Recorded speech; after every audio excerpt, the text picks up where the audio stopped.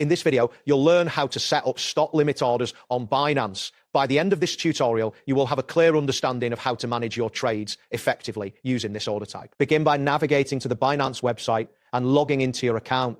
Once you are logged in, locate the spot trading interface, which is typically found in the main menu. After selecting spot, confirm that the trading charts and order book load correctly, as this indicates that you are ready to proceed. Understanding the price levels is crucial, as stop limit orders are designed to help you manage risk in your trading. Next, look for the order options available on the trading interface and select stop limits. This selection will allow you to configure the necessary parameters for your order. Enter the stop price, which is the price that will trigger your limit order. Following that, input the limit price, which is the price at which you want your order to execute. Be mindful of the quantity of the asset you wish to trade, as this will directly impact your order.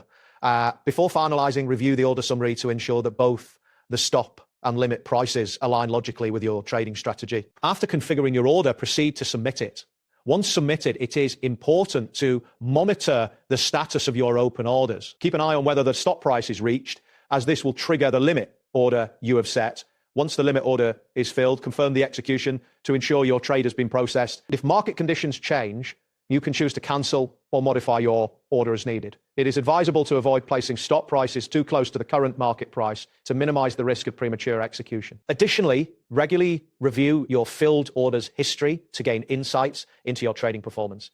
This practice will help you understand how effectively your stop limit orders are functioning in varying market conditions. By monitoring your orders, you can make informed decisions about future trades and adjustments. That wraps up today's guide. Thanks for watching, and catch you in the next tutorial.